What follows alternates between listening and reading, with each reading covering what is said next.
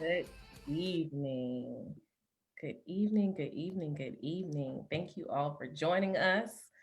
Let me turn my volume up a little bit. There we go. So, I want to thank you all for joining the last Unspoken Truths for 2020. Um, as you all know, we are talking tonight about reframing mental health and wellness in the Black community. For those of you that don't know, I am Shantae Christian, the CEO and founder of both Perspectro and My Best Shift. And we are shifting from Perspectro to My Best Shift. And so you've noticed that you would see emails that are coming from My Best Shift versus Perspectro. And that's why. I came across a quote that read, Black is hard to do and be. It is African with none of the history and American with none of the privilege. And that's where checking in on my fellow Black professionals came from. While many may say that this conversation and the others that we've had over the months have been uncomfortable and sometimes insightful, I feel like they have been really necessary, and not just for the Black community, but for other communities as well. The intent behind tonight's discussion is not to just have a discussion, but to inspire some action and to provide some insight. And with that, I will hand it over to Dr. Joni to introduce herself to us. Thank you, Shantae, and hello and good evening to everybody out there. Let's see. So I'm Dr. Joni Johnson. I am by trade a pediatrician. I'm an Army trained pediatrician, and I just retired in June after 30 years of active and reserve service in the Army. So here for that. And we beat Navy this past weekend. Sorry, I have to, I'm sorry. Army people just relish over beating Navy, so I had to get that in there. But anyway, so back to who I am. So I am a pediatrician by training, but I spent the last 12 to 13 years working exclusively with kids and adults who have neurodevelopmental issues such as ADHD, autism, learning disabilities, mood disorders, and behavior problems. 2 years ago, I left clinical medicine full time, so I do a little clinical medicine, but primarily I started coaching, doing some health and wellness coaching, because what I realized was I wasn't having the impact, the long term impact that I really wanted to have on the lives of my clients. And it was because as a physician, we are directive. And I know people expect us to be directive. They want us to come, they want to come to us and they want us to say, this is what you have and this is what you need to do to fix it. But I was becoming growing frustrated because I saw it as non-compliance, but what it was is that I was not taking into consideration the individual's values, resources, and cultural norms. And so I have moved to coaching because coaching is not about being directive, it's about being supportive and allowing the individual to determine what is best for them, considering their values, resources, and cultural norms. So that is what I'm doing now. And as of today, I'm officially a board certified health and wellness. So that is me. Quintus? Hello, thank you, Dr. Joni. My name is Quintus McDonald. I am the founder and executive director of I Am Recycling Incorporated. I Am Recycling Incorporated was founded originally to put an end to recidivism. For those of you who don't know what that word means, it's when formerly incarcerated individuals return to prison or incarceration. We started that effort in 2008. In 2010, I was given to begin working with our youth to help them never become incarcerated. So this is my life's work, really. It's who I am. It's what I do. From start to finish of the day, it is really everything that I do is geared toward making sure that we can embrace, educate, and economically empower communities that have been traditionally, unfortunately, but traditionally left behind. And those people, and we do that one person, one individual at a time, which really serves a family. It's not, what we found is, what I found is that everything is truly relative. So we have to have a conversation with the individual sitting in front of you about where they come from, not just where they are today, but how did they get to where they are? How did they get to the seat in front of me? And in doing those things, we really do embrace the people, and then help them become educated on the fact that they've got worth, that there's something that God put in them from the beginning of time that was for the kingdom. It wasn't to be kept and hidden, but it's for the kingdom. We help them bring that out through empowering them um, in the next phase. Ms. Collette? Thank you, Quintus. Good evening, everyone. My name is Colette Brooks, and I am the founder of Visions in Action. Visions in Action is a coaching organization that has been around since about 2003. I found in my experience as a coach, I was running into a lot of people who needed, who had deeper issues. And so I decided to transition and go back and get a second master's degree, and I became a licensed professional counselor. So today, under the umbrella of Visions and Actions, I've run two offices of ThriveWorks, which is a franchised mental health practice. I have an office here in Fredericksburg and one a little bit further south in Ashland. And we provide mental health services to the full gamut, from starting at about age 4 all the way through age however old they might be. Both individual, couples, family, work a lot with children in the foster care system. I'm also certified as a trauma specialist, and so I work a lot with individuals from the community who have experienced trauma. Wonderful. Thank you all again for joining this conversation. And I can't wait to jump in. But before we do, just a couple of housekeeping things. Uh, you all, as participants, will soon see a message come through the chat that just gives you some housekeeping. So how do we participate? So we will run until 7:30, and from 7 for just regular conversation with the panelists. From 7:30 to 8 o'clock, we'll have a Q&A. So for the panelists that can stay on, that's an opportunity for you all to come off of the camera or not, but also to provide your commentary. We ask that in the chat function that you participate, jump in, say anything you want to say, ask some questions, commentary. And then we also ask that you keep your cameras off. We have you coming into the room with your cameras off, and we would like you to keep them off until otherwise. Nope, not the participants. So Quintus, come back. All right.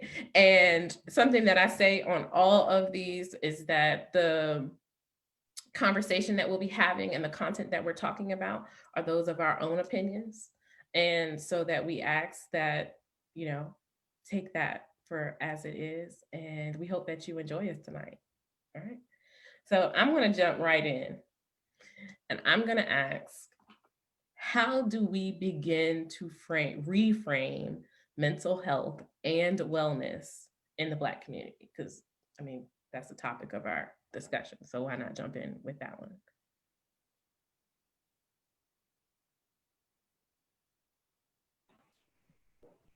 I think the way to reframe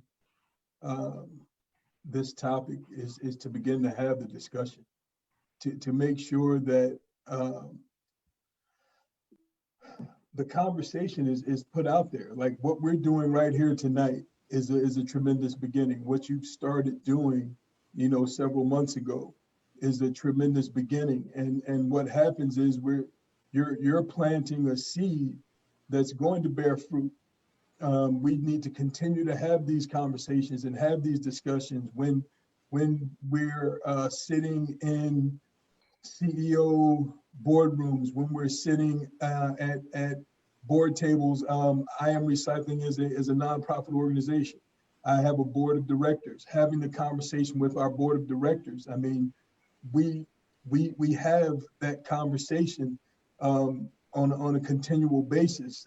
Dr. Joni, we were blessed to have Dr. Joni participate with us several years ago with our youth program, and she can attest to the fact that we try to keep our student teacher ratio to a level where you can stop and not be so concerned with repetition with sports, but you can stop and have a conversation, because our children, the children that I serve, that we serve at I Am Recycling, they have tremendous amounts of post-traumatic stress going on. And when I heard Dr. Joni talking about the various things, the topics that she covers, you know, post-traumatic stress is just like a big balloon, and all of these things are in there. So having the discussion with adults is where I really believe it begins. You know, we that's how we frame it. We begin to have the discussion and not be afraid to talk about it, because it's been taboo in our community specifically, especially for so long. Mental health, oh no, no, you can call me crazy, but don't call me crazy. You know, and that's an issue. That's an issue in our community. So we have to begin to identify and talk about these things in order for it to be on the table. We got to bring it and put it on the table, I believe. Yeah, I'd say we need to normalize it. Exactly what Quintus is speaking to. It needs to be a normal part of our health regimen. In order to be well, there is a connection between our mind, our body, and our spirit. You cannot be healthy in your body and be unhealthy in your mind and consider yourself to be a whole and healthy human, right? So we've got to normalize it as a normal thing to do. Just like we go get that checkup for our physical, we go get our dental appointment, we go get our eye appointment, we also need to consider our mental and emotional health as a part of our overall well-being.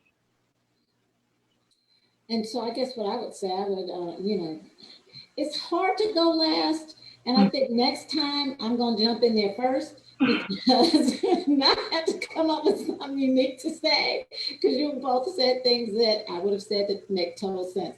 But I think what I would add is the history. I think as African Americans, particularly when we're talking about wellness, we have to understand from whence we came and why we are the way that we are. And I say this all the time, and I'm gonna say it again, so I apologize, because I think everybody has probably heard me say this, but in the Black community, self-care is often thought of as a privilege and not a right. And we really need to understand what that's about. I mean, we came over on the slave ship, and when we were brought over here, we were brought over here to take care of everybody else, not ourselves. And so we really, as we're trying to reframe health and wellness, we need to understand why those words don't resonate with us in the first place. It's because that's not what we were indoctrinated and developed to do. But it is so important. If we don't take care of ourselves, we can't take care of anybody else. And mental health is where it starts. How you think and how you perceive and how you experience situations, that's going to dictate how well you are as a whole. Yeah, I think that that's powerful, especially when we think about, you said that, what was it? It's a privilege and not a right. And I am known for saying that it is a luxury, or it's not a luxury, right? Because people think that it is an add-on or a bonus. And so, and we talked about faith too, right? And we talked about how that plays into it. And so I'm interested to hear how you all have been combating that stereotype or that perception. You all touched on it a little bit, but if you could elaborate a little bit, I think that that might be helpful.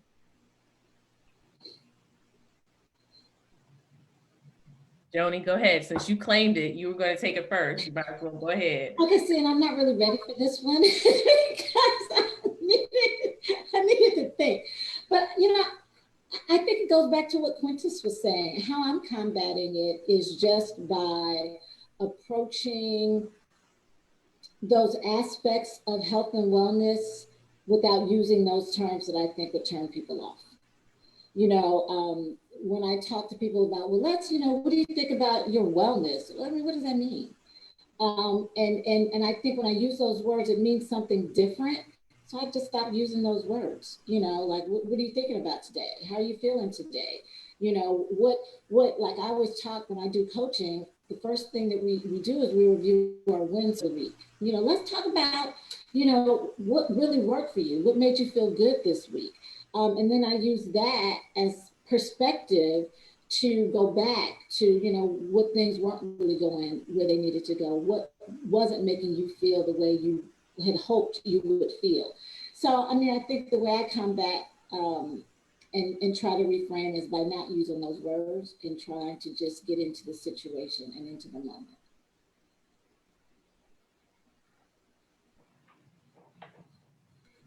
All right.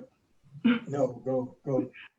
I focus on meeting people where they are, right? I believe that we all have what we need to be healthy and well.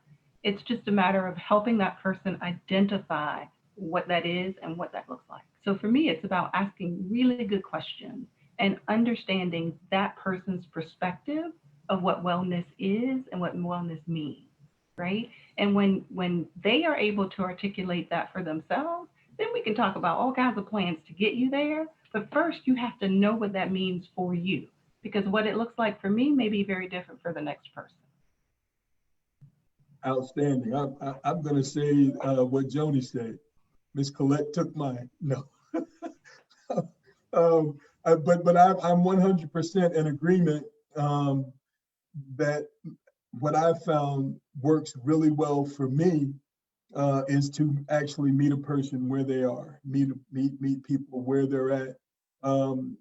Prime example, well, just being supportive of my peers, of the peers, and helping individuals understand that there's no big I's and little U's.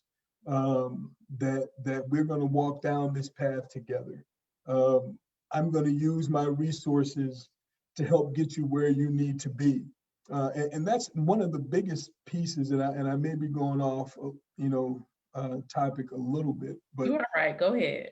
okay. One of the biggest things that has not happened, I believe, is for the different compartmentalized or departments of discussion. These professionals don't communicate with one another around the same individual. Let's just say Dr. Joni is doing what she does, Miss Colette is doing what she does, and I'm doing what I do, and we're all interfacing with the same individual, but we're not talking amongst each other. That's a problem. The peers, the support specialists, the coaches, the doctors, all need to be, I believe, in communication with each other about the one individual we call the people that we work with partners, and that's a part of the mental health piece, because I don't believe in calling them the men and women ex-offenders, ex-cons. We don't even use formerly incarcerated anymore. We use returning citizens.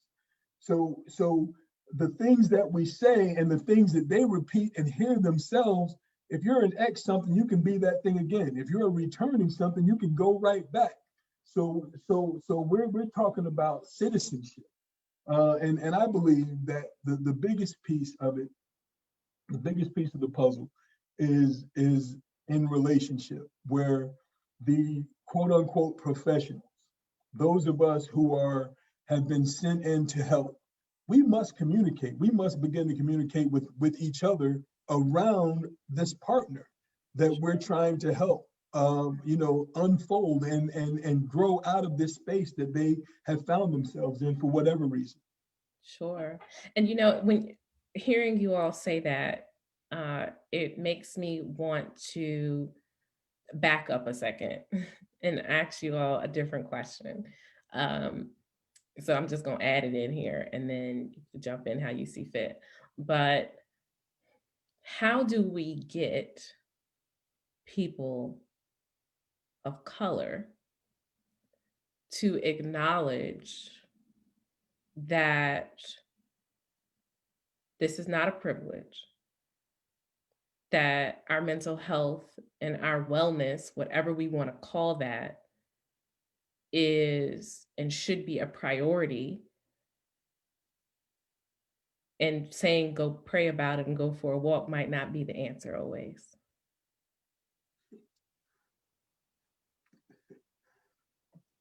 I, how do we do it? We've got to get in the trenches. We've got to go and meet, like Miss Colette said, meet the people where they are. Be willing to show our vulnerabilities. Be willing to talk about. Dr. Joni always brings to the, I shouldn't say always, but every time I've heard her speak, she lends to the fact that she's not just Dr. Joni, but she's a person who fought through these situations that now she's come back to help people with. And I think that humanizing ourselves and letting the people who we've been sent to help know that we're human too, that we're frail, and we've got issues. What I do has become as successful as it is simply because I've got a storied past, and my past is all over, Google and everybody else. Ask Alexa and all these other people, and you can see my history. And people understand that when I come to them, I'm coming from a place of compassion, and that I truly want to help them. And I believe that, once again, meeting a person where they're at, that's so powerful, Ms. Colette. I think that opens the door, or at least it gets us to the door. We get to the door when we meet them where they're at. And then when they see our authentic selves, they're going to open the door and then come for a walk. And we go and we take them for a walk. And before they even understand that they're talking about mental health issues and really unpeeling this onion, that's what's happening and that's what's taking place. And that's a beautiful thing.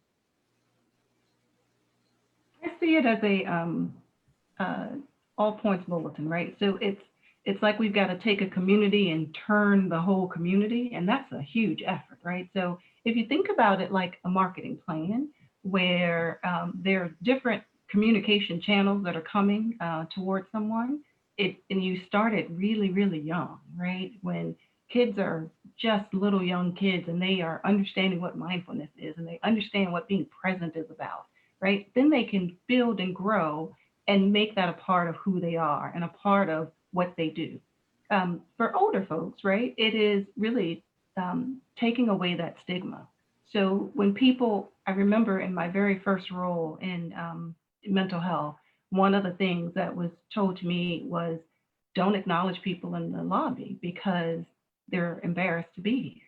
And I thought, how stupid is that? So at my practice, you walk through the door, it's like, hey, how are you? Welcome. Can I get you some coffee? What anything you need, right? We want you to feel that yes, we know you're here and we're glad that you're here and we acknowledge that you're here and you're okay being here. It's not an issue with you being here, right? So it's almost like mental health is going to it's akin to doing something dirty or nasty as opposed to doing something empowering for myself. And we've got to figure out how to take that away. And I think that's going to be multiple and over time. It's going to be multiple touch points and it's going to happen over time. So, I mean, I think I'm going to have to once again agree with everything that was said before my turn. But I think that's the question, Shantae. I think that, especially in our community, that's what's hard. And in my experience, people don't voluntarily come to health and wellness. They come because something drags them there. And I take advantage of that. As a pediatrician, oftentimes the parents are there because there's something going on with the kids. And I take advantage of that opportunity. And I think that we all need to take advantage of any opportunity we have to use ourselves. And that's what Quintus was talking about. So even as peers, I'm seeing a parent as a professional, and I have that opportunity because they're captive. They're in my office and they want me to do something to help their kids. And so it's easy for me to say, well, if you really want me to help your kids, I'm going to need to help you first, or you're going to have to do something for me first, which is let's work on you so that you can then in turn help your kids.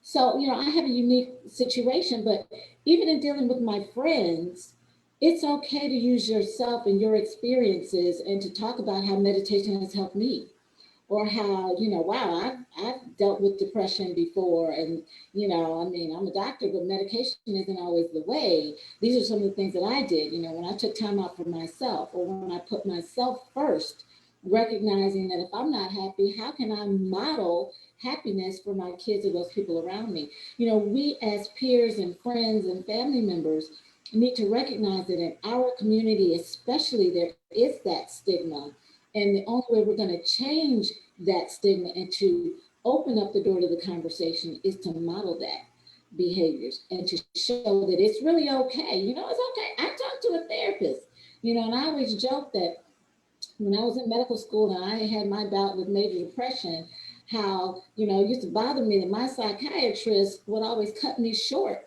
because she had to run and get to her psychiatry appointment. And I was always like, well, okay, well, why is my psychiatrist going to a psychiatrist? What's wrong with her? And then I realized because we all need to have that outlet. As mental health providers, we carry everybody's stuff around with us, because we hear it, we deal with it, we feel it, we're empathizing with it. And so we need that release as well. But it doesn't have to be a psychiatrist. It doesn't have to be, licensed professional counselor or a psychologist. It doesn't have to be a minister. It could be your friend. We just all have to have that support. And so we have to be that support in order to model what that looks like. 100%. Can I jump in again? Sure. Okay. I'm glad that Joni, Dr. Joni, please forgive me, that Dr. Joni brought up the children. Specifically, actually, Miss Colette brought it up initially, because I've been focused in on, we just had recently in my hometown, come from an affluent town by name, but there's a section of the town called the Fourth Ward that is very underserved, and that's where I grew up. That's where most of the 95% of the Black folks in my town, we all grew up in the Fourth Ward. And there was an event held last year by young Black fathers that was put together. These young Black fathers are all former gang members who were brought together by one of my classmates who still lives in the town. And they did a kickball tournament to raise money and to get backpacks and things for the children, and to raise awareness that, hey, we're raising our hand, we want to do something different. We're no longer flagging and banging. We want to help raise our children. And what I realized immediately is that these young Black fathers have no mentors. So it was up to my partner and myself and my generation to go back and be their support. And what's happened is the generation whose shoulders we stand on has supported us, which in turn supported them and brought together the government. So this year at the kickball tournament, there were government officials from not just Montclair, but Essex County as a whole. It turned into a really nice situation. And what that has opened the door for, these young Black fathers are getting the mental health treatment and care that they need. They have a place to go and voice and talk about what's going on with them and what they see, what they don't want for their children, what they grew up in, And that's mental health right there. And you know, in its rarest, purest form. They're having the opportunity to do these things because there's men in this particular case who are willing to stand on the shoulders of those that came before us and to stand with our hand extended and say, listen, young brother, we can have this conversation because we've got relationships with these people. We'll bring them to the table and give you a voice.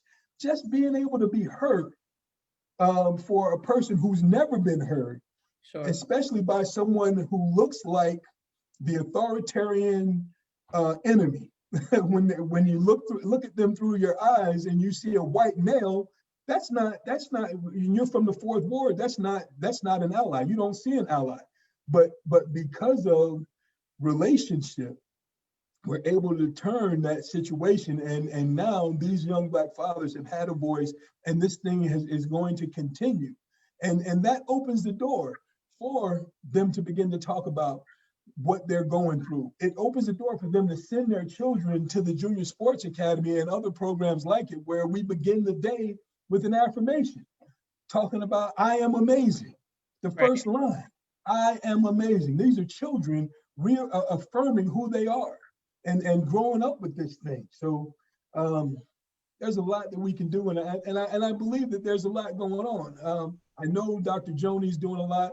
Miss Colette, it sounds like you're doing a tremendous amount, and Miss Shantae, my goodness, you put this thing together. I mean, it's here. It's here now, right now. Yeah. One other thing I'd like to add is that I think we need to change what people think mental health looks like, right? Because most people think they're going to be on somebody's couch and a light shined on them and someone saying, so how do you feel?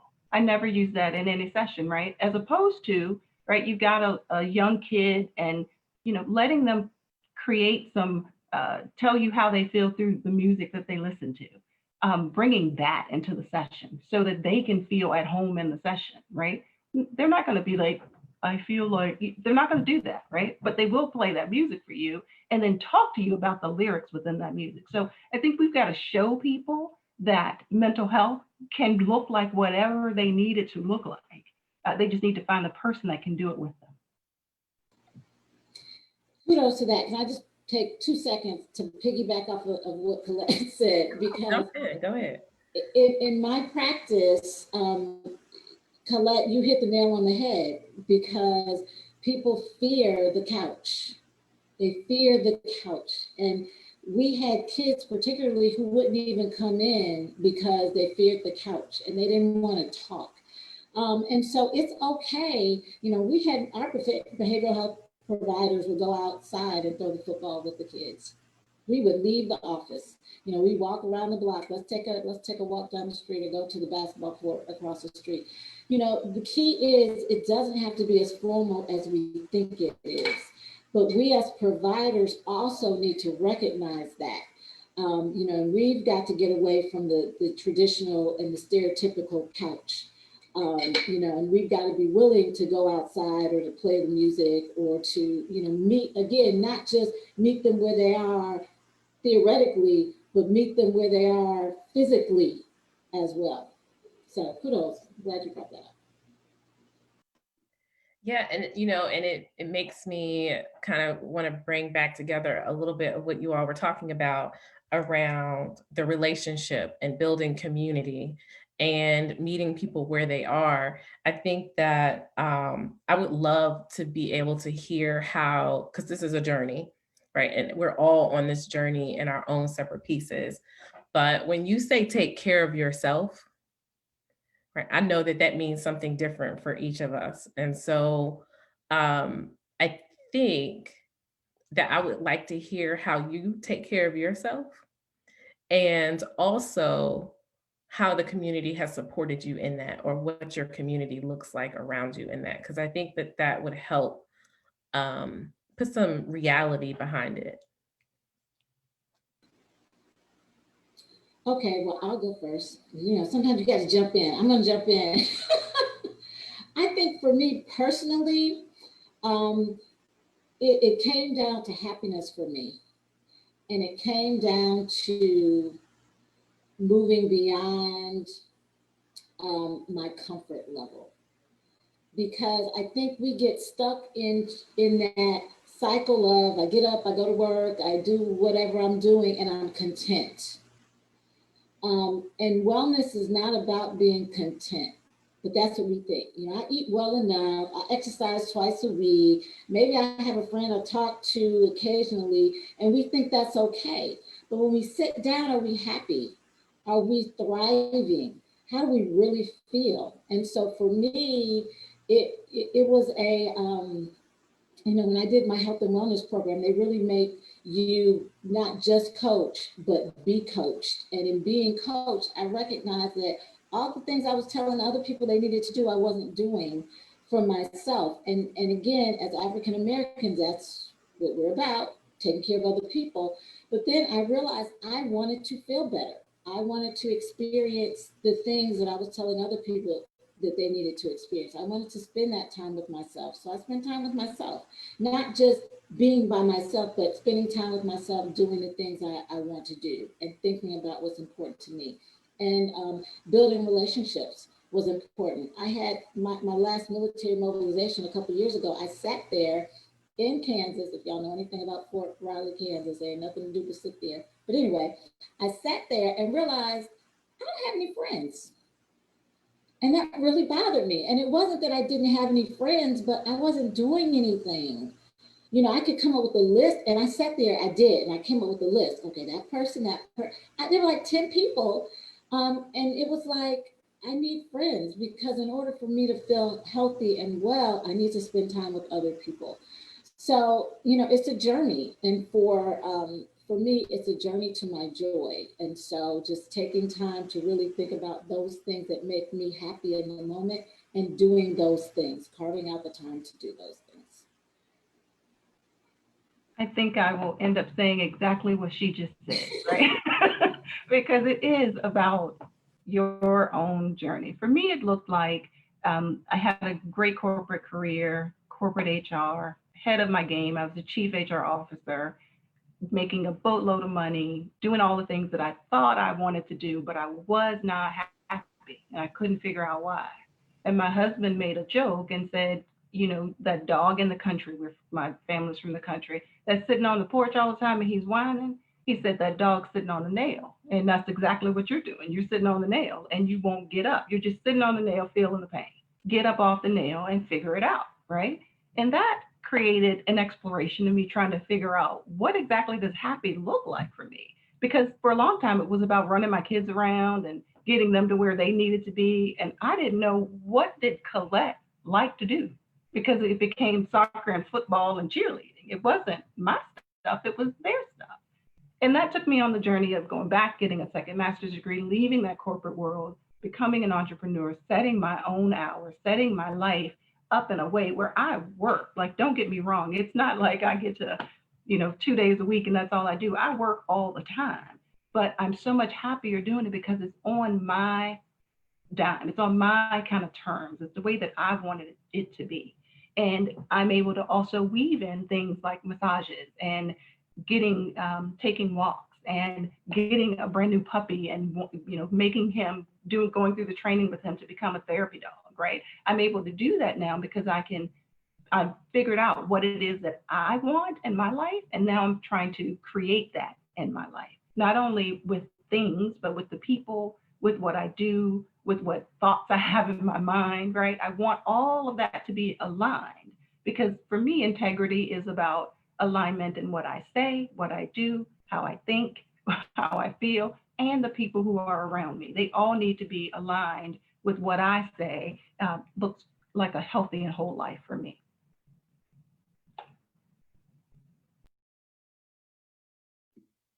Quintus, you're on mute. I'm gonna thank you. My apologies. For me, that's beautiful. Both of these young ladies, that's awesome. And for me, when I agreed to walk in my purpose, um, my my workday never ends, and I love what I do. Um, I understand that my purpose is to help other individuals find their purpose, and realize that in the kingdom, to bring their purpose out for the kingdom of God here on earth. Um, from a spiritual perspective, there was no greater joy than to accept my purpose, knowing what it was for a long time, and not being, wanting to do it and then wanting to do my own thing and all of that stuff. When I finally surrendered to walk in purpose, on purpose, um, the work day truly doesn't end. But what I do enjoy, um, quiet time. I really enjoy quiet time, when I get to just sit and listen, and wait for my daddy to send me messages on where to go and what to do. And I'm excited about relationships, because they're coming, um, at a rampant pace. So the uh, being on purpose, walking in my purpose is key. Relaxation is another key. And for a long time I was only sleeping, you know, really 2.5, 3, sometimes 4 hours a night for a number of years. I was tied up in that space. Um, and now I enjoy a nap even. that's a part of that's a part of taking care of myself, because my days typically start very early, and a nap is not a problem. When it used to be, I'm never going to sleep. There's too much to do, and that was that job mentality when I was working for someone else, and then trying to come in and do a bits and pieces of what my purpose was. But I was giving someone else 40 hours, 40 full hours, and then cheating myself. That was an issue for me. So when I came out of that rat race and decided that, the dollar, the dollar signs, I just trust God. Trusting God. I clean my house, meaning I take inventory on a regular basis throughout the day, and then I help other people. It's a very simple recipe, but that's what really really makes me happy and gives me joy beyond happiness. Happiness is temporary, but I found joy in that recipe, just trusting God, cleaning house, and helping other people. Can I piggyback Cleaning off my of house, that? not your house. I used to clean everybody else's house. Lord, can I piggyback off of what you both said? Because I just want to highlight something that, just as I'm tracking what everybody is saying, um, there's a point I want to make here, and hopefully people have picked up on this.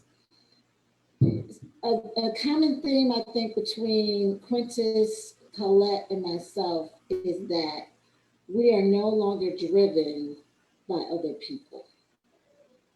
And I think in order to move towards joy and complete wellness, you have to become your own driver. And the other thing that I really wanted to highlight, and Quintus said it, I was thinking it, I think I transmitted it to Quintus. But the day I stopped chasing the dollar, hear me now, the day I stopped chasing the dollar, okay, and as a doctor, there are a lot of dollars out there, okay, and I had them at one point. And when I determined, like Quintus said, that you know what, I've achieved what I think others expect of me. It's time for me to move into my purpose. And when I was hit with what that was, I left the dollar alone. And my mother always said to me, "You never have to worry about what you're going to make because He will provide." And I will tell you this: I don't make as much money as I once did, but I have everything I could ever need. It's not about the dollar. And I think the first thing that we have to do is we have to stop chasing that dollar and chase what's of value to ourselves. So anyway, just need to say that. No, and I thank you for saying that. And I think that that's so powerful in what is your purpose and what is your why, and understanding that there is a difference between joy and happiness, because like Mm-hmm. I said, right, happiness is short term, it's temporary, but that internal joy, right, and being able to really identify what is it that makes me happy. I like to call it your success formula. But what is it? Because it may just be opening up the blinds in the morning. Right. But being able to identify those things when you're having an awesome day. Well, what made it such a great day? Taking some time out to reflect. And for me, when I think about the self-care and the wellness, and Joni, you and I have talked about this a little bit, and anyone who really knows me knows that I like little hocus pocus. So I like chakra balancing and Reiki treatments. But that doesn't mean that I also don't believe in a higher power, right? It just means that I am bringing it all together and it works for me. And it helps me stay centered and grounded, and remembering that I'm on this journey to make sure that I'm fulfilling my purpose, because I've been doing another piece of the journey, but they all have their parts. And when I when I used to think about mental health, I used to think only people who had psychotic breaks would go there, right? Or go to a therapist. Or, I think Colette, you were saying how there used to had to be a couch and there had to be someone sitting on the other side with their notebook and their glasses, and they were white, because I had never seen anyone of any color on TV or on any shows that represented or looked like me. And so when we talk about representation and we talk about what it looks like to be able to help people really reimagine what is helpful and for us, right? I think it's important to bring out how each of you have supported people, because you have different pieces of this pie. And Quintus, you mentioned it earlier a little bit, right? You said if they go to Joni and if they go to Colette, or excuse me, Dr. Joni, if they go to Dr. Joni and if they go to Colette, and then they come to you, and then you all aren't talking. But I think we need to take a step back, right? And talk about how you all have really, from a coaching perspective, from a spiritual perspective, and how from a therapy perspective, been able to help people move forward and into action. I, what's helped me, what's helped me is is getting people to a place where they're comfortable owning their side of the street. Um, Understanding that not everything happened to them. Um, Understanding and accepting that uh, what did happen to them may have been a horrible mistake. Helping people understand that forgiveness is a key component with moving forward. When there's been some challenges in life issues, it's difficult. I had the pleasure of being the director of a last chance high school here in Durham, North Carolina. It was the last opportunity for students up to the age of 21 to graduate with a high school diploma. Um, and we had children who were living in literal war zones for 18 hours of their life, coming to school smelling like the dope house, reeking of the dope house, completely exhausted because they were afraid to go to sleep. They couldn't go to sleep, or they had to take care of business as an adult throughout the night. So the school was a safe haven for them. So being able to have the conversation, helping these folks understand, these young people understand that they're not the issue, they're not a problem, that they didn't do anything wrong to deserve being where they are, but we've got to talk about these things in order to get you the help that you need. They're difficult, very difficult conversations to have with that specific set of individuals that I'm speaking of. So from a spiritual perspective, ownership is a big part of it. And what that looks like varies from case to case, not case to case, from person to person. Lord forgive me. From person to person, that varies, you know. But once ownership is taken, now you're taking back some power, and able to move forward because you own what you've done, and now you've got the choice to not do it again. You've got the power to not go down that road anymore. But until you own your part in it, you remain a victim. So getting people away from victim mentality is a key component with how I approach things from a spiritual perspective, as well as coaching, asking the questions like Ms. Colette was talking about. You ask some specific pointed questions where they really can't duck and dodge and get around, telling the truth about owning up, like, yep, that was me over there. I did that. And now so what are we going to do about it? We'll be faced with that opportunity again to make the same poor decision, but you've got the power now because you see what that choice did for the results, what that choice that you made, the results that came from that choice, the decision that you made. So that's a couple of things for how we approach it. Perfect. Thank you. Okay. Go ahead, Colette. No. So I try to help people understand and to identify how past things that have happened in their life, regardless of what those things are, may be impacting their decisions, their functioning, their way of being today, right? If they can make that connection, then they can start to disrupt and kind of break those past ways of being, right? And create something new. I often have to look at safety issues. So depending on where the person is and what's coming, we want to look at where they are from a safety perspective, ensuring that, they are, in a safe environment and they know how to be safe. They have people around them to help them be safe. Work on emotions and helping people to identify and understand the emotions that they're having. And knowing that it's okay to have them, right? It's okay to be angry.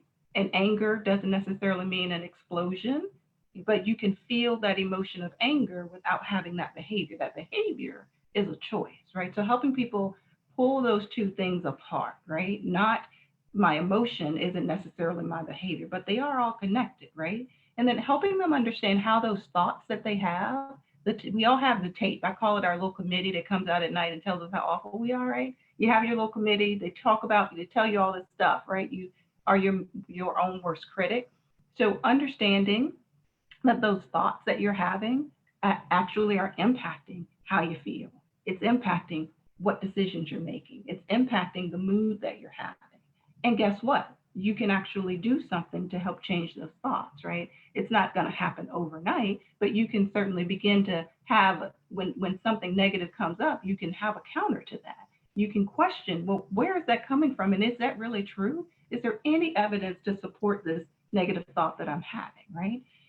I also help people to deal with things that might be loss. We often think of loss as somebody dying, right? But loss can be from an illness, right? A woman who has breast cancer could experience loss multiple times, right? She could experience loss when she got the diagnosis. She could experience loss when she had to have a breast removed. She could experience another loss when her hair is falling out. So helping people understand that loss is happening and how to accept and to be within that loss and when that emotion is happening so that they know what it is that they're feeling.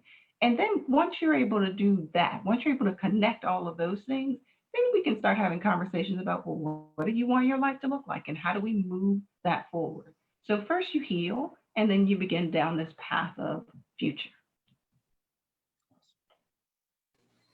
So I think for me, it's, I don't know, I'm trying to keep it simple these days. And I think the way that I've helped people to move is really for me to just be present and to listen, and to validate them, and when necessary, to question, to be curious, and then to educate where, in cases where, as an expert, I may have some knowledge that they don't have that might help them to move. You know, I'm finding as I'm moving from being that director position to being that supportive coach, that people really do have the answers within inside of themselves. But introspection can be difficult. And so sometimes we even have done the self talk, but then don't know what the movement looks like. And so I find that just being present, you know, that person that somebody can run things by, can start planning with, and start, testing the waters with, as you will, that in and of itself has been helpful. And it's funny because in my coaching course, they said, you know what, this is going to be the best profession ever because you're not going to do any of the work.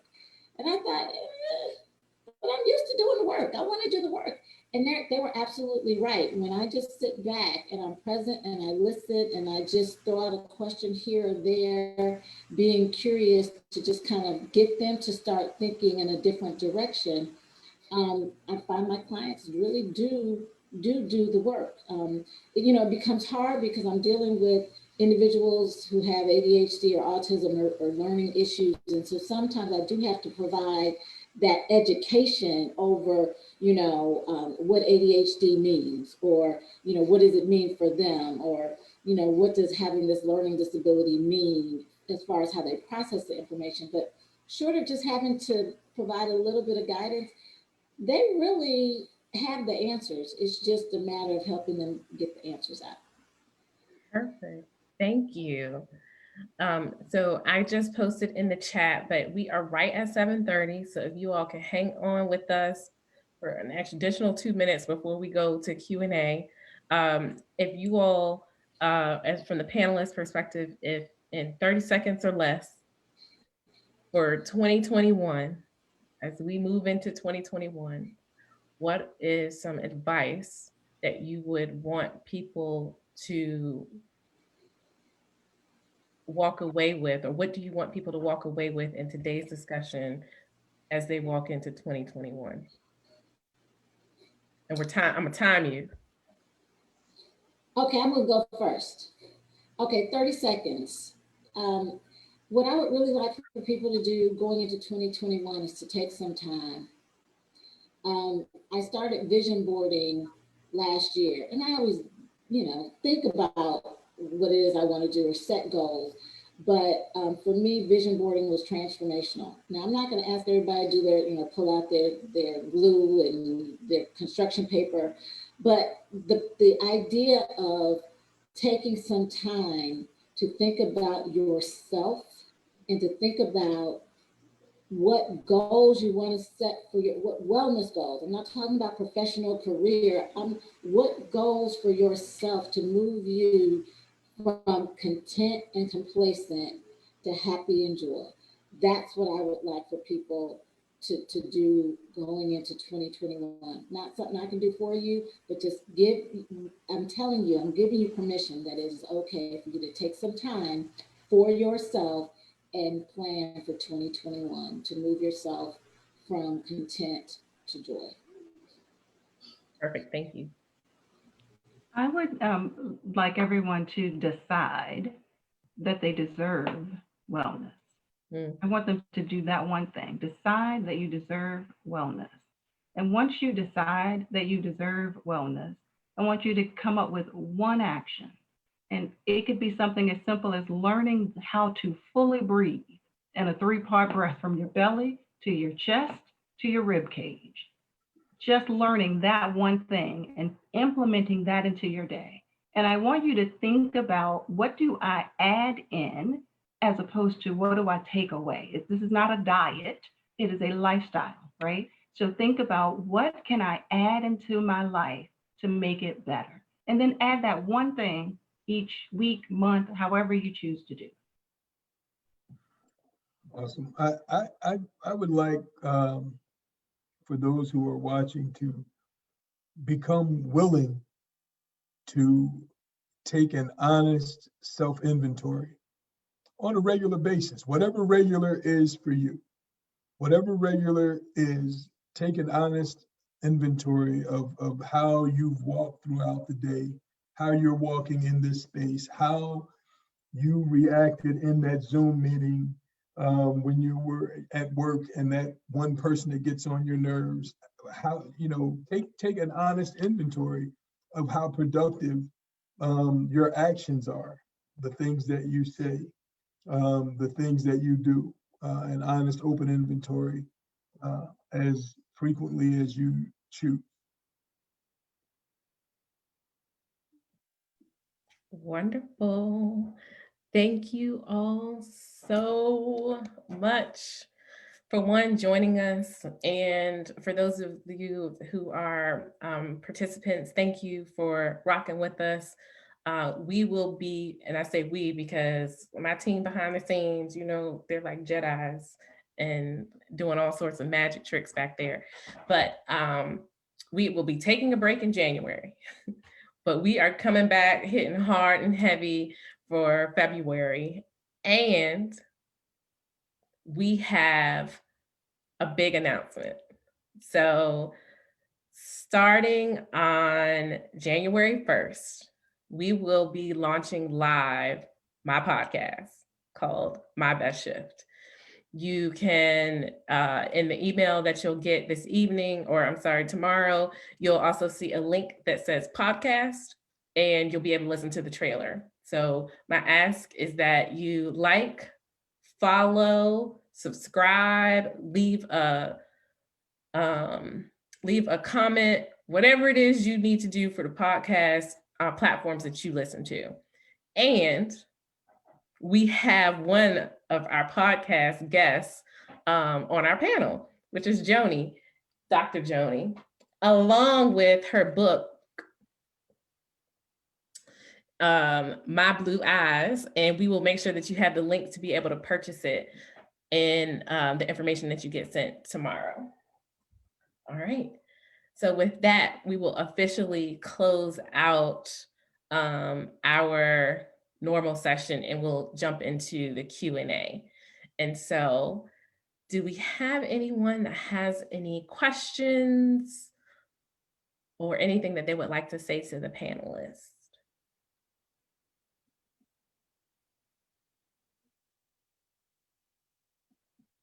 Oh, I see a raised hand. Oh, let's see. Do I see a raised hand?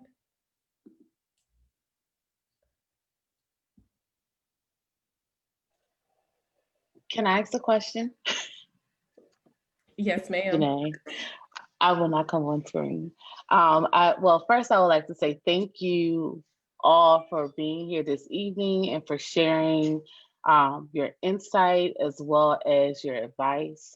I think, as has been reflected already, we need to have more of these conversations in order to remove some of that stigma and also just clear up some of those myths that we have internalized through various ways, be that family histories, media in general. And so my question for you all this evening is, as we enter into this holiday season, in this time where many families may not be able to convene as they normally would, we as a collective have been in a place of a holding place for some folks.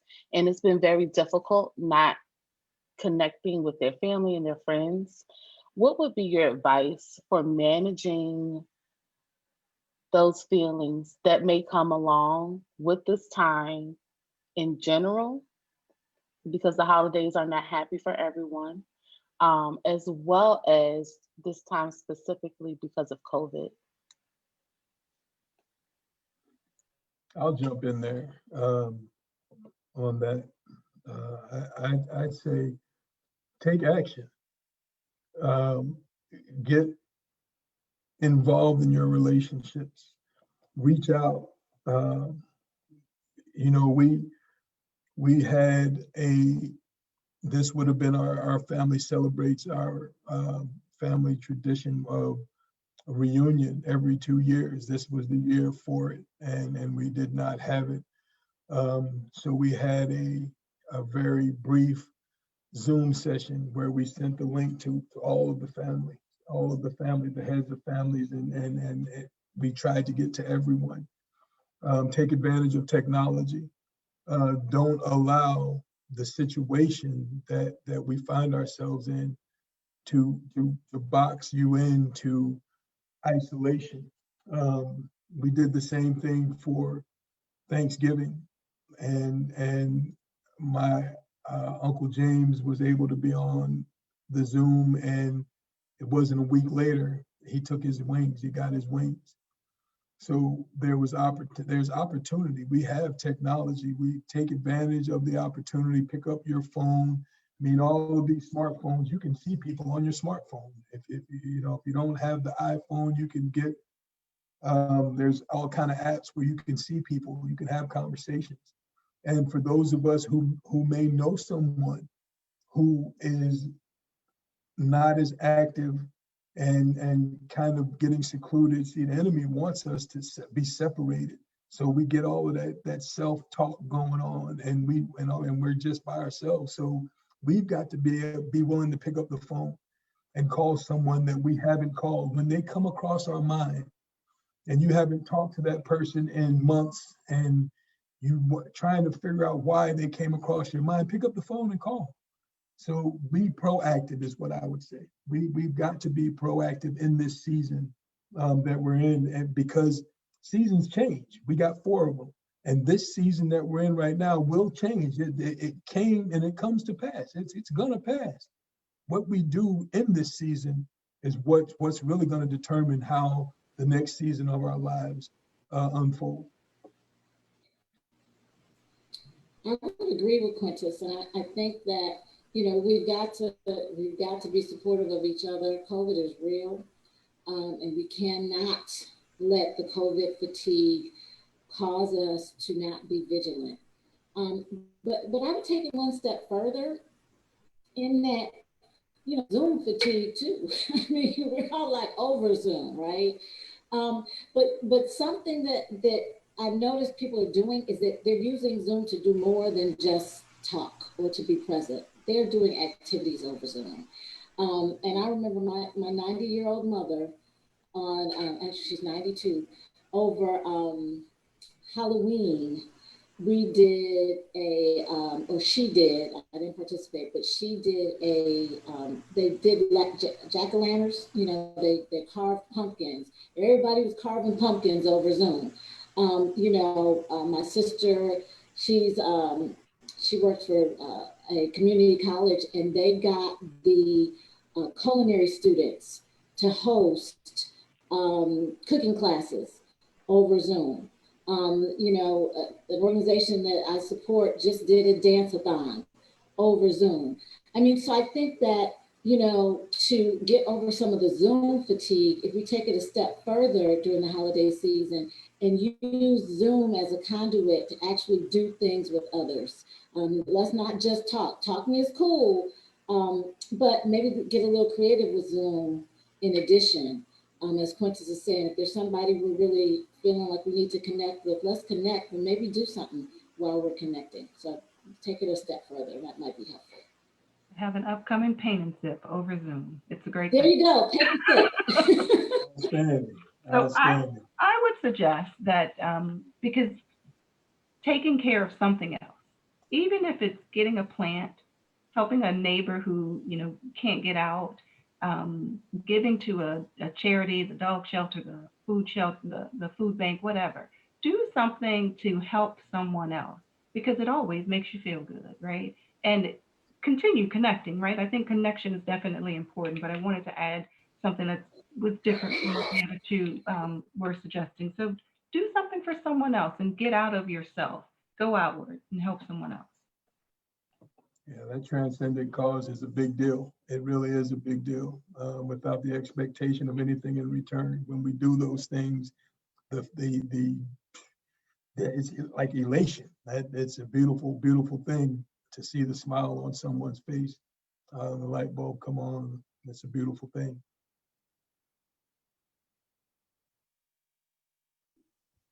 Miss Shante, Yeah. um, I want to, we're talking about COVID now, and got a family member who just got his wings on last night from COVID. Um, we're not blood relatives, but sometimes folks are closer than blood relatives. And the Washington family know that the McDonald family sends our condolences as Freddie is gone from this plane, but his memory lives on. His memory lives on. Thank you. Yeah, absolutely. Our prayers and condolences are with the family. Thank you. Yeah. Um, I believe we have a question from Douglas. Good evening. Thank you, Shantae. As always, I appreciate all of your panels and your panelists. I'm going to take a slight pivot in asking each one of your panelists about the networks that they belong to. As a Black male who understands and recognizes the value of mental health, it is hard enough alone finding a Black physician. It is extremely difficult to find a Black therapist. How do we do that? What networks are out there? How is it marketed? I mean, it's very difficult. And there are those of us out there that really do see a need, but it's hard to find them. So, Douglas, there is actually a site called Therapy for Black Men. And check it out. There's one called Therapy for Black Girls that's out there. It is kind of a place where people of color, therapists of color, can go and post, who they are, where they are, that sort of thing. The other thing that I do to try to provide that access is my practices are in every network imaginable, right? I hate insurance as much as I hate dealing with insurance. It allows for access. And so I also participate in all of those programs in order to be able to give people that access. But check out Therapy for Black Men, and for women, check out Therapy for Black Girls.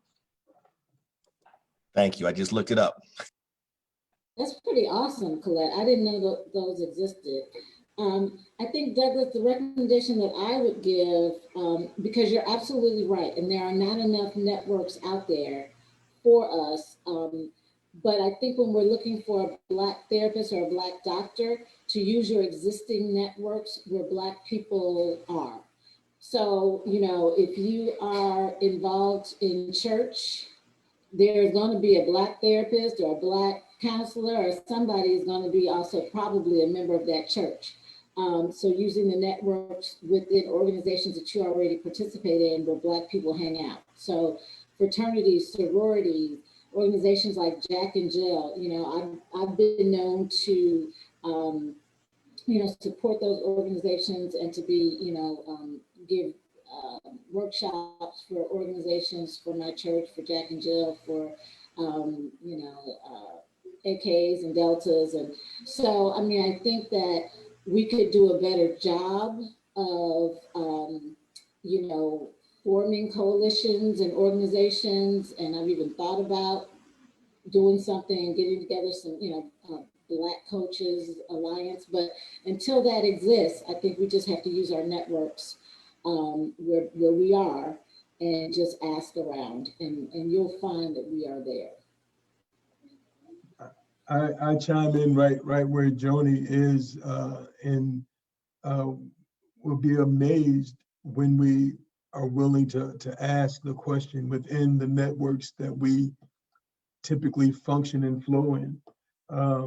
When we ask the question about something specific like mental health, and we'll get the answers. We'll get a lead that will blossom into many more leads, so on and so forth. That's how I've been able to network this organization in multiple states in such a short period of time. Just being willing to have the conversation, and not mind being uncomfortable sometimes when people look at you strange. Yes, yes. Thank you, Doug, for that question. Thank you all. And thank you for those resources. I'll make sure that they go out tomorrow. You know, there's something also that I think that from a cultural perspective, we don't do that well with from a publicizing perspective, and is really sharing what therapy, coaching, talking to the pastor or whoever it is that we confide in, and what the benefits are and what it does for us. It wasn't until I was in my coaching program that I realized how powerful it is to have someone just to hear out my thoughts. I'm not a journaler. It's just not my thing. But having a safe space where someone can also challenge me on my thoughts and how I at times was my own blocking agent. And so I think that one of the things that I would love for us to do from a cultural perspective is not only to share our stories, but also to share our resources. We become hoarders of something that we love or something that we like versus saying, oh, this is who helped me. This is who I talked to. They're like, no, oh yeah, I got help. It was great. Okay. And so when I hear you all talking about the therapy for Black men and the therapy for Black girls, Jack and Jill's, and tapping into our networks, it's about that community, but it's also about sharing it out loud, like, and sharing it in places where it gets movement. I don't know. I felt like I needed to share that. Do we have any other questions? Do you all have anything that you would like to leave the people with? Last comments, thoughts? I think there was a question that I saw in the chat, and I don't know if it was just to me. No, it wasn't. So someone had asked, and I don't know if you want to tackle this or not, but someone had asked, medication is not for one, but when do you think medication is acceptable? Oh, Mrs. Hollis, I did not see that question, but yes, go ahead.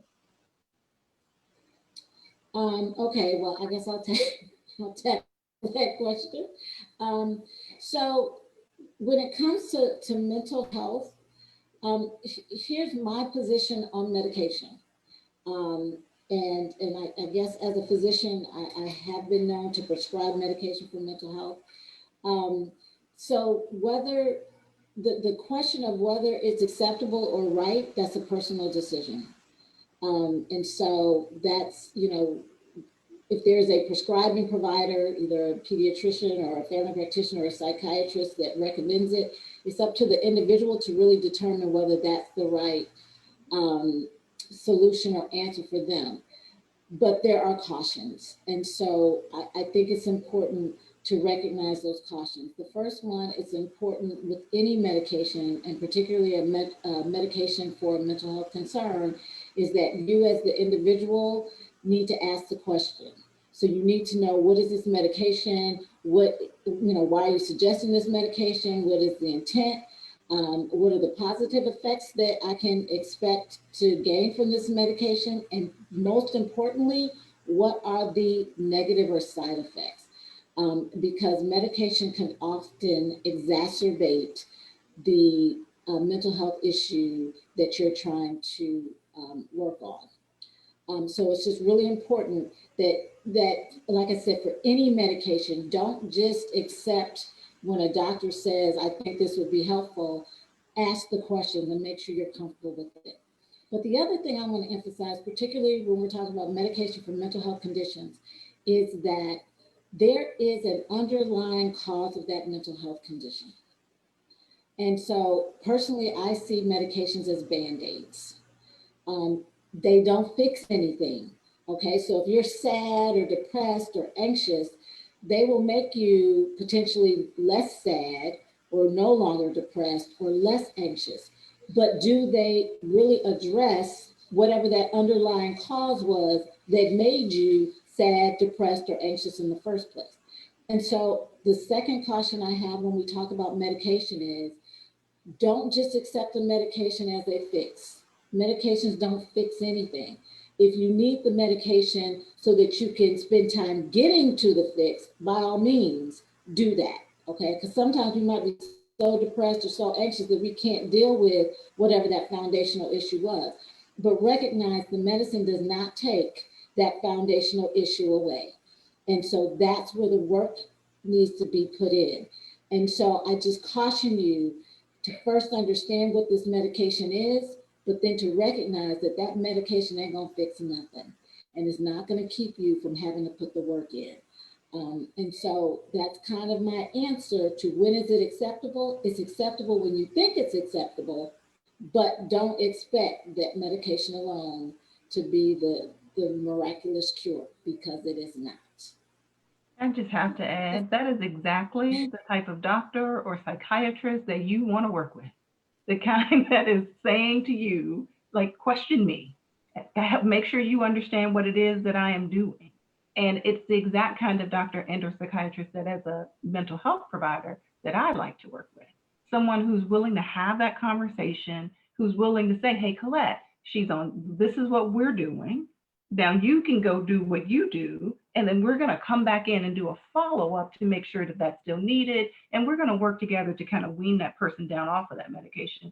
Oh, I think that was perfect. Like, that's exactly what you want. And can I just say something to that? Because there was something I forgot to say, Colette. Being a doctor, I feel that gives me the right to talk about other doctors. So I'm about to talk about it, okay? And you can tell them I said it too. Psychiatrists, there are a lot of great psychiatrists out there, but psychiatrists are known in the medical profession as the pill pushers, right? That's what they do. If you go to a psychiatrist, you're going to get medicine, okay? They're not going to have conversations. They're not going to ask you, how are you feeling today? Although they might, but that's not their job. Their job is to give you medicine, okay? And they're not necessarily that interested in even talking to you about the medicine either. So you have to be empowered, and I hope I am empowering you right now to take charge of your health. And whether it's a psychiatrist or any other doctor, it's for you to ask the questions. If you don't ask the question, you missed your opportunity. If you don't make them do their job, you miss that opportunity, okay? Because a psychiatrist's job is to give you a pill. And when you go to see him, when you sign up for that appointment, that's what they think you are signing up for. They're also not going to tell you that if you take a pill from them, you need to take a therapy session or a coaching session with a licensed professional counselor, with a psychologist, with your pastor, somebody. They're not going to tell you that because, again, their job is to push a pill. So you really have to be empowered to take charge of your own health care and to demand, and I'm going to say that again, to demand that these doctors do their jobs. Because if you let them get away with it, They won't. So you heard it from me because I'm allowed to talk about it. Well, thank you. And I'm so happy that you saw that question. Because I don't monitor the chat, so I miss a lot that's going on until late in the evening when I'm scrolling through to see all the awesomeness that happened in there. So I'm grateful that you saw it because I think that's really important information. And I've jotted down some notes myself. So thank you all for answering that question for Mrs. Hollis. So we are right at 7:58, and I believe in ending on time. And so I have to just say again, thank you all so much for joining me in the last Unspoken Truths session for 2020. And I know that it has had its highs and its lows, but Unspoken Truths has truly been a high for me. And I am so thankful to have you all as panelists, and for those that had come before you for other months as well. 30 seconds or less, anything you want to say before we close out? I just want to say thank you for having me. I got a page of notes that I've taken from Miss Colette and Dr. Joni, as well as yourself. Tremendous question, Miss Janae. I really enjoyed this, and the last means that we were the first. So I'm excited about it and look forward to 2021. Yes, thank you. I would like to say thank you as well for having me. This has been a great experience, and I had a great time just being here. I also want to ask that individuals say a small prayer for me. I am in the middle of doctoral comprehensive exams. Please pray that I pass. Yeah, Thank you. it's done. Oh, Colette, you got this. You got That's it. right. But we're going to That's lift you right. up anyway. But you got it. Claim it and it will be so. Thank you, Shantae, for doing what you do. I appreciate this opportunity yet again to join y'all, and maybe you'll have me back in 2021 because I always got something to say. I want to thank you all. Thank you, thank you, thank you. If the panelists can just stay on with me for another 5 or so minutes, we'll get zoomed over into another space.